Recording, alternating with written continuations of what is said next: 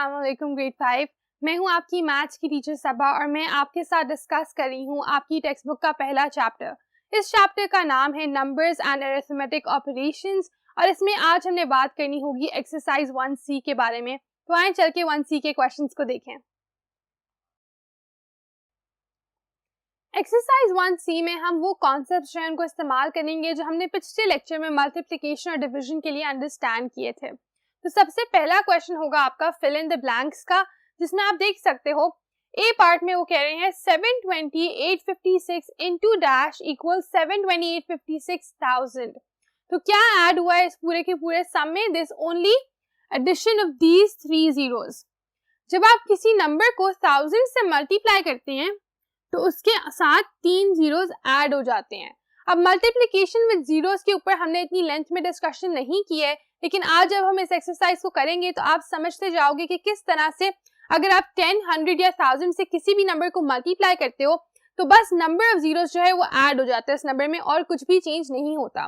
For example, अगर इस number को मैंने 1000 से मल्टीप्लाई किया है तो 1000 के बस ये 3 zeros उस नंबर में ऐड हो जाएंगे, as you can see in the answer as well. तो आंसर में आप देख सकते हो वही का वही digit as it is copy हुआ है एंड साथ सिर्फ 3 zeros ऐड हो गए हैं जो 1000 को मल्टीप्लाई करने से आए हैं। बी पार्ट में भी इसी फिनोमेना को हमने इस्तेमाल करना है। किसी नंबर को मल्टीप्लाई बाय 100 किया तो 43,869,500 आया है, ठीक है। So in this way we know कि यहाँ पर जो 2 zeros ऐड हुए हैं वो ये 100 वाले zeros हैं और बाकी सारा नंबर एज इट इज पहले आ जाएगा। सो 43,869,500। So in this way we know कि when we multiply this number by 100 उसके 2 zeros इस नंबर में ऐड हो जाते हैं और हमारा जवाब बन जाता है। सी पार्ट में हम देख सकते हैं 45200 into 20 equals। नाउ हमने करना ये है कि जीरोस को आप अलग लिख लेते हो, 3 zeros हैं तो इस आंसर में भी 3 zeros आएंगे ऑल टुगेदर। स्पेसिफिकली हम मल्टीप्लिकेशन की बात करें उसमें इस तरह होते हैं कि जीरोस ऐड ऑन हो जाते हैं। फिर हम देखेंगे बाकी पार्ट को 452 into 2, इसको आप लिख के सॉल्व करोगे, ठीक है। आपको पता है 452 मल्टीप्लाई बाय 2, उसको जब आप सॉल्व करेंगे आपका जवाब आना चाहिए 904। So this right here will be your answer for part C. Part D अगर हम देखें, अगर आप इस नंबर को वो कह रहे हैं डिवाइड करते हो 10 से तो आपके पास रिमाइंडर क्या आएगा? ये पूरा का पूरा नंबर है, इसको हमने 10 से डिवाइड किया। आप ऑब्वियसली इसको लिखोगे डिविजन वाले फॉर्मेट में and when you solve it you will see कि ये जो 5 है सिर्फ ये रिमाइंडर बच जाता है। उसकी वजह क्या है कि 5 अगर इसमें से निकाल दो तो यहाँ पे 0 आ जाएगा और जब आप 152,690 को 10 से डिवाइड करेंगे तो 152,69 आपका जवाब आ जाएगा और कोई रिमाइंडर नहीं बचेगा। तो सिर्फ जो 5 एंड पे है वो आपका एक्सेसिव है, बाकी सब कुछ 10 से डिवाइड हो सकेगा। Next we have 358,800 divided by 100। अब यहाँ पर ये 2 zeros और ये 2 zeros डिवाइड हो रहे हैं। जब मल्टीप्लाई हो रहे थे हम जीरोस को ऐड करते जा रहे थे, अब जब डिवाइड होंगे तो हम जीरोस को क्या करेंगे? हम जीरोस को सब्ट्रैक्ट करेंगे। तो ये 2 zeros क्योंकि डिवाइड हो चुके हैं तो बाकी जो रह जाएगा वो हमारा जवाब होगा। It would be 3588। In this way what do we get? We get the answer that is 3588। अब हम देखते हैं क्वेश्चन नंबर 2 को, जहां पर आपने ट्रू और फॉल्स को मार्क करना है according to the statements. So if you look at it, 3 multiplied by brackets 9 plus 8 equals 3 multiplied by 9 plus 3 multiplied by 8। ये 100% ट्रू है। इसको कहते हैं distributive law of multiplication over addition, जिसमें अगर आप दो नंबर्स के सम से किसी नंबर को मल्टीप्लाई करते हो वो इक्वल होता है to multiplying that number individually by both the numbers. तो अगर 9 plus 8 को मैं 3 से मल्टीप्लाई करूं या 3 into 9 और 3 into 8 को पहले मैं मल्टीप्लाई करूं फिर आपस में ऐड करूं तो मेरा जवाब बिल्कुल सेम आएगा। आप इसको ट्राई करके भी देख सकते हो, you will get the same answer on both sides. So this statement is true. Let's go look at further statements. Let's look at the next statement. अगली स्टेटमेंट है 7 into 6 multiplied by 2 equals 7 into 6 multiplied by 2। तो उन्होंने क्या किया है? दो अलग अलग सेगमेंट्स में मल्टीप्लिकेशन की है। पहले पार्ट में वो 7 और 6 को पहले मल्टीप्लाई करते हैं जिससे 42 आता है, फिर उसको 2 से मल्टीप्लाई करते हैं। दूसरी साइड पे वो 6 into 2 पहले मल्टीप्लाई करते हैं दैट इज 12 और फिर उसको 7 से मल्टीप्लाई करते हैं। तो कहना ये चाह रहे हैं कि क्या दोनों का आंसर सेम होगा? And yes, this is true, the answer will be the same. Why? Because both of these numbers, इसको हम कहते हैं associative law of multiplication, जहां पर इससे फर्क नहीं पड़ता कि आप पहले कौन से दो नंबर्स को मल्टीप्लाई करते हो और बाद में कौन से दो नंबर्स को, your answer will remain the same. Third part है 4 into 8 minus 6 equals 4 into 8 minus 4 into 6. ऐसी स्टेटमेंट्स को हल करने का बेहतरीन तरीका ये होता है कि आप इनको एक्चुअली सॉल्व कर लें. तो अगर हम यहाँ पर देखें 8 minus 6 क्या होता है 2, 4 into 2 क्या होता है 8, तो इस साइड पे हमारा जवाब 8 आ रहा है. दूसरी साइड पे अगर हम देखें 4 into 8 क्या होता है 32, एंड 32 minus 4 into 6 होता है 24. 32 minus 24 is also 8. In this way यहाँ पर भी जवाब 8 आ रहे हैं. 8 equals 8, so the answer is true. D part है associative law is true for subtraction. Is that true? Not at all. ये part हमारा बिल्कुल false हो गया है because associative law जो है वो addition के लिए true है, multiplication के लिए true है, लेकिन subtraction और division के लिए true नहीं है. Last statement है division always leaves a remainder. क्या ये सच है? क्या जब भी आप divide करोगे हमेशा एक remainder आएगा? Not at all.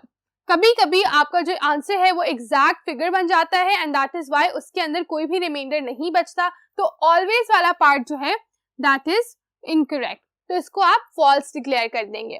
Third question अगर आप हम देखें, सिलेक्ट द करेक्ट आंसर. पहले उन्होंने आपको ए पार्ट में कहा है 100,000 डिवाइडेड बाय 100. अगेन जीरोस वाले कॉन्सेप्ट को जहन में लेके आए. Multiplication and division with zeros में सिर्फ और सिर्फ आप जीरो को सब्ट्रैक्ट या ऐड कर देते हो. डिवाइड हो रहा है यानी जीरोस कम हो जाएंगे. दो जीरोस 100 वाले यहाँ से निकल गए और पीछे क्या रह गया 1000. बाकी के 3 जीरोस एज इट इज आ गए. If you want to solve it you can also solve it. Divide आप कर सकते हो लेकिन वो मुश्किल है बनिस्बतन इसके कि आप सिंपली जीरोस को सब्ट्रैक्ट कर लें. स्मॉलेस्ट 6 डिजिट नंबर को मल्टीप्लाई करना है 100 से.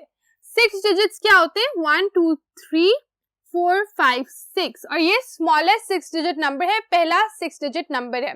इसको 100 से मल्टीप्लाई करेंगे तो क्या होगा, मजीद वो वाले जीरोस आपस में ऐड हो जाएंगे और 10 मिलियन आपका टोटल जवाब आ जाएगा.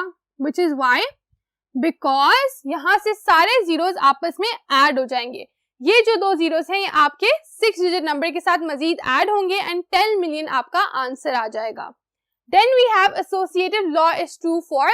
ऑप्शंस दी गई हैं. ऑप्शंस में आप देख रहे हो सब्ट्रैक्शन है, डिविजन है, but the only correct one is addition. वैसे तो associative law is true for both addition and multiplication, लेकिन आपकी ऑप्शन में multiplication नहीं है, सिर्फ addition की ऑप्शन है, तो आप उसको सिलेक्ट कर लेंगे. उसके बाद 5695 डिवाइड बाय 13, इसको हमने क्या करना होगा, सॉल्व करना होगा in this manner. 5695 divided by 13. When you start solving it, you should get the answer 438. तो आप पहले दो डिजिट्स को देखोगे 13 से, उनको कोलैबोरेट करवाओगे, फिर अगले वालों को, एंड आपका जवाब आना चाहिए 438. So quickly solve this and then we can look at part E, which is 698257 into 24. तो 24 से जब हम इनको मल्टीप्लाई करेंगे, अगेन आप क्या करोगे, ऊपर एक लाइन में एक नंबर को लिखोगे, दूसरे नंबर को 24 को नीचे लिखोगे. 4 से सारे डिजिट्स को मल्टीप्लाई किया, 2 से सारे डिजिट्स को मल्टीप्लाई किया, and then you add them and your answer should be this. So in this way we're done with question number 3. Let's go look at question number 4. Question number 4 से onwards जितने भी question हैं उनको हम सबके सब parts को हल नहीं करेंगे. We'll just do bits and pieces और बाकी जो आपका अपना homework होगा for you to complete. So अगर हम question number 4 देखें, सबसे पहले कह रहे हैं multiply by 10. दो numbers दिए हुए हैं, आपने उनको multiply by 10 करना है. इस question के 3 parts हैं, 2 parts हम मिलके करते हैं, तीसरा part is for you to solve on your own. So if you look at it, आपने इसको 10 से मल्टीप्लाई करना है. जब भी आप जीरोस से मल्टीप्लिकेशन या डिवीजन करते हो, सिर्फ जीरोस ऐड या डिवाइड हो जाते हैं, सब्ट्रैक्ट हो जाते हैं from the number. So in this वे अगर हम यहाँ पर 10 से मल्टीप्लाई करें तो हमारे पास क्या आना चाहिए, same number as it is with a zero added at the end. तो सिर्फ उस नंबर के साथ 10 का जो एक जीरो है वो ऐड हो जाएगा, बाकी नंबर एज इट इज रहेगा. Same for the other one, सारा नंबर एज इट इज आप कॉपी करोगे, 8 3 6 0 1 1 and then 0 at the end. अब आपके पास अगले क्वेश्चन में, क्वेश्चन नंबर 5 में आपने मल्टीप्लाई बाय 100 करना है. तो यही तरीका होगा कि जो भी नंबर्स दिए गए हैं उनके आगे 100 में कितने जीरोस हैं, 2 जीरोस हैं. तो आप पूरे नंबर को एज इट इज कॉपी करेंगे और उसके आगे मजीद सिर्फ 2 जीरोस को ऐड कर देंगे। इसी तरह अगर क्वेश्चन नंबर 6 हम देखें, यहाँ पर मल्टीप्लाई बाय 1000 है। इन द सेम वे जो नंबर दिया गया है उसके आगे इतने जीरोस ऐड हो जाने चाहिए। तो अगर यहाँ पर 3 जीरोस ऐड होने हैं, this will now become your answer. Same for the third part, 0 0 0। और पार्ट बी में भी आपने यही करना है कि 1000 के जो 3 जीरोस हैं वो आपके नंबर के साथ ऐड होके उसको एक फर्दर एनहांस डिजिट बना देंगे। क्वेश्चन नंबर 7 है डिवाइडेड बाय 10। अब यही है कि ऊपर जब आप मल्टीप्लाई कर रहे थे यहाँ पर आपने जीरोस को सब्ट्रैक्ट करना होगा, माइनस कर देना होगा। तो अगर हम पहला वाला देखें, 10 से डिवाइड करने पे ये जीरो खत्म हो जाएगा। क्यों? क्योंकि 10 में एक जीरो है, तो एक जीरो आपने सब्ट्रैक्ट कर दिया एंड फॉर दिस रीजन आपका आंसर क्या आ गया? 34,708 और ये जीरो सब्ट्रैक्ट हो गया। सी पार्ट में भी जो एन वाला जीरो है 10 से डिवाइड करने पे that will go away and your answer would be 19,421 without the zero eight the and. For the next part question number 8 आपको यही करना है कि 100 से डिवाइड करना है। आप हर नंबर में से 2 जीरोस कम करेंगे। क्वेश्चन नंबर 9 में आपको 1000 से डिवाइड करना है। आप हर नंबर में से 3 जीरोस को कम कर देंगे and that's how it's supposed to be done. और ये बहुत ही सिंपल है। क्वेश्चन नंबर 10 अब है सॉल्व और आपको यहाँ पर 4 डिफरेंट क्वेश्चंस दिए हुए हैं। सब में आपने मल्टीप्लिकेशन करनी है which is not hard at all. इस तरह से आपने नंबर को लिखना है, ठीक है, जैसे उन्होंने आपको दिया हुआ है। Then you can solve it. If you have 182,165 multiplied by 25, how would you solve this? You will solve this by multiplying 5 into 5, which is 25. 5 into 6 is 30, so 32. 5 into 1 is 5 plus 3 is 8.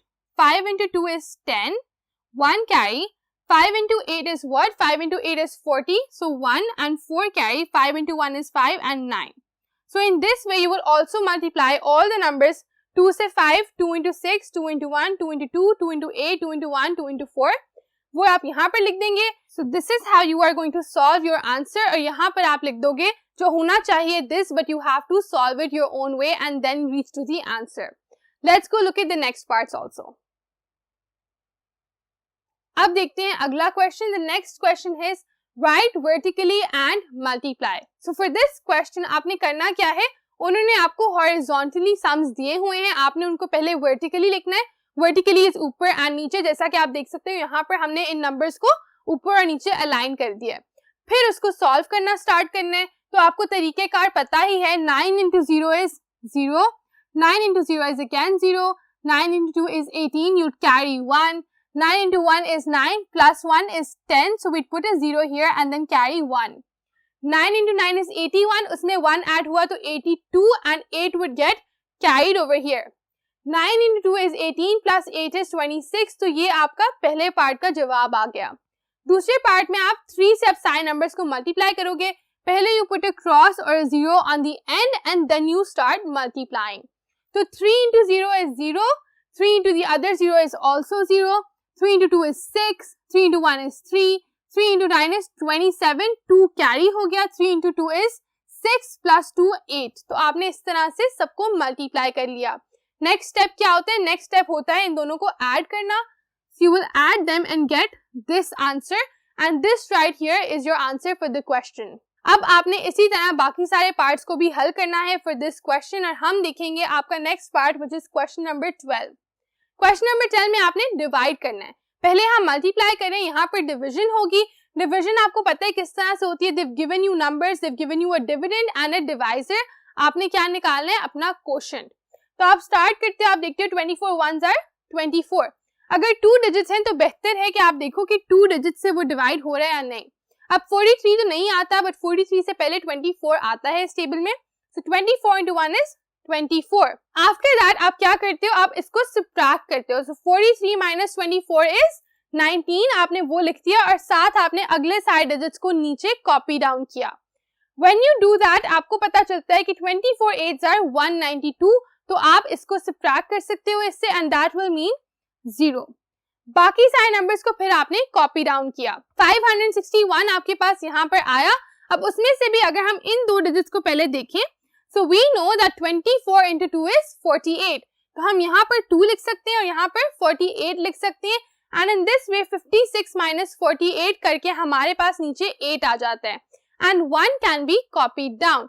81 है, 81 अब 24 से divide नहीं होता। You again check and you realize that 24 3s are what, 24 3s are 72। तो आप वो करते हो एंड देन फाइनली आप इसको सब्ट्रैक्ट करते हो, एंड पे आ जाता है 9। अब 9 फर्दर डिवाइड नहीं होगा, ये हमारा रिमाइंडर हो जाएगा। तो आंसर आपका ये आ गया, this is your quotient and this right here at the end is your remainder. तो इस तरह से जो बाकी के 3 पार्ट्स हैं उनको भी आपने सॉल्व करना है। Then you look at question number 13 जहां पर इसी तरह आपको अब वर्टिकली उन्होंने करने को कहा हुआ है कि उन्होंने आपको हॉरिजॉन्टली सम्स दिए हैं, आपने उनको इस फॉर्मेट में लिख के सॉल्व करना है और फिर अपने जवाब जो है उनको लिखना है in front of the questions. इसके साथ स्टूडेंट्स हमारा ये वाला लेक्चर ऑन एक्सरसाइज 1C खत्म होता है। नेक्स्ट लेक्चर में हम बात करना शुरू करेंगे about word problems. So I hope you will be prepared for that. See you in that lecture. अल्लाह हाफिज।